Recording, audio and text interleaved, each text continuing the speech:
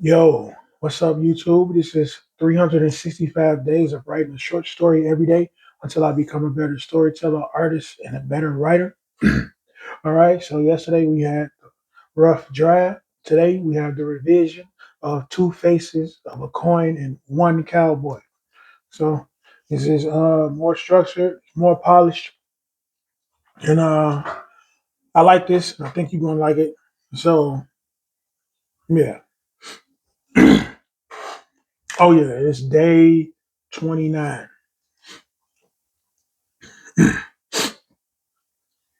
A seemingly average day has come to a screeching halt. Murmurs swept throughout the crowd. They wore an expression of uncertainty, captivated by the thick tension like fog in the foreground. A gust of humid winds carried tumbleweed across their path. Clouds of dust followed.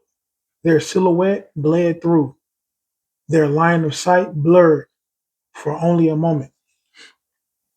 The dust fully settles, revealing two unshapen glares. All signs of empathy and compassion had been tossed to the wayside. Only sentiments of two cold blooded killers remained. Those deep scowls produced beads of sweat that trickled down their faces, evaporating before reaching the barren surface.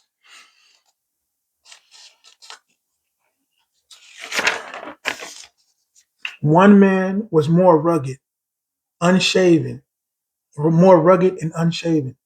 A thin layer of dirt powdered his cheekbones. His attire, filled with confidence, now once filled with confidence, now disheveled with desperation. This is a man that ran out of grace long ago. One comment about his attire would send him into a animalistic like fit of rage, gripping a knapsack full of stolen gold nuggets and other items. The background smears towards his opponent, draped in fresh white linen from head to toe. His gaze is filled with confidence, a well kept demeanor. His attire spoke for him, the type of man people lowered their guards for, high and mighty, as if he descended from heaven at his own accord.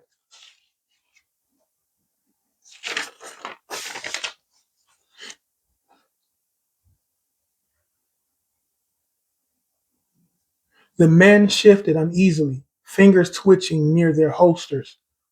Draw. A loud, deafening sound echoed throughout the town. The onlookers winced in terror. A gun is spun back into its holster, smirking out of satisfaction. The bandit staggered forward, then he staggered backwards. He released the knapsack to grasp the wound as a bright scarlet liquid soaked his hand. Finally collapsing to the ground, the towners' fear quickly erupts into cheers and roars. If there were an encore performance, he'd surely do it again. Thus, he basks in all of his glory, absorbing every second like a mop, placing both hands on his belt buckle. He averted his eyes towards his three assistants, gesturing with a head nod.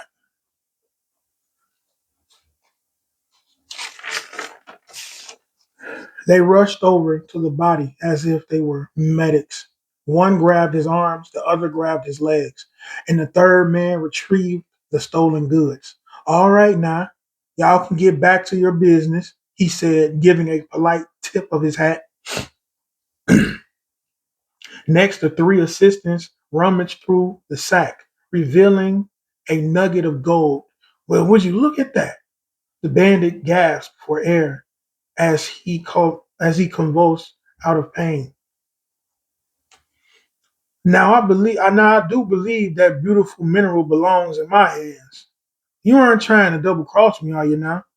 The assistant's heart fluttered. His eyebrows hiked up his face. His eyebrows hiked up his forehead. No, sir. We were just counting it for you. Here you go. Yep, it's still all there. He cautiously handed the nugget over, pacing alongside the bandit's quivering body. Well, well, well. You're still breathing.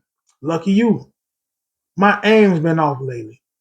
Mustering up enough strength to speak. Medic, I need help. The man in white crouched beside him. Nah, that won't do. Then all look like some type of common. Scarlet liquid erupted from the bandit's mouth. You, you lied to me. We had a deal. He gritted. Silence filled the air. The assistants observed. You, you're supposed to be the good. The light in his eyes faded, and the last of his breath evaporated. The man averted his eyes to a poster of of his own that read, "The Great Cowboy, Jed Roper, Savior Savior from the Bandits." Untucking a handkerchief from the breast pocket of his coat, gently placing it over the bandit's face, gently placing it over the bandit's lifeless face. See, Dawson, the sun, the moon shines on men like me, and they set on men like you. Sleep well, old friend. Jed went from town to town to establish hearsay, quietly exerting his power with a smile full of charm. These manufactured problems made him a wealthy man. Months later, word traveled through a new town that he's taken out three violent bandits. The mayor rewards him with praise and his pick of women and supplies. The night was filled with stories of his travels and performances, boasting. The celebration carried on well into the night. Hours later, Jed and his lady companion exited the bar to take their escapades elsewhere. Staggering down the stairs, he found his balance at the last step. Feminine laughter filled the air. With a half empty bottle of rum, he held it up to the heavens. Beautiful auras painted the night sky. The sun was rising. The bottle explodes. Confusion fell over Jed's Confusion fell over Jed's face, averting his focus towards the direction of the shot. A blurry figure dismounted a larger, blurred figure. Whomever you are, you're going to pay for your disrespect. State your name. His feminine companions recanted back into the bar. The blurred figure lit a cigar. The ember illuminated his face for only a moment. No, no, no. That's not what I think it is it? You just now tasting freedom. You were just animals. The figure remained silent. A breeze washed through the sleeping town. You bask in admiration and bury your deeds in the ground like you think that it will never catch up to you and you could run away from them forever. Jed laughs hysterically. What are you gonna do? Tattle on me? Boy, there's no one out here. Inhaling deeply, the tip of the cigar brightened, then exhaling a cloud of smoke. Exactly. I've been watching you for a while now, stalking you, matter of fact, every step of the way, just to see what kind of man you truly are. And I only found a shell, a bandit, in nice clothes. A sharp whistle whipped through the air. Oh, your men are tied up in the shed over there. They were actually more cooperative than I assumed they would be. But anyhow, it's time. It's the first time Jed felt uncertainty. His hands fidgeted uncontrollably over his holster. His unkempt shirt blew along the breeze. What, what you want? Gold, silver, trinkets? You can have it all.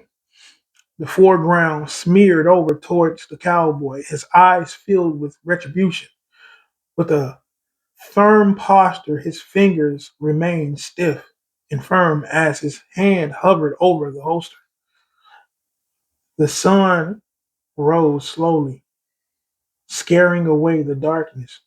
Beads of sweat gathered on Jed's face. Bang! That loud, deafening sound returned once again. The victor reholstered his weapon.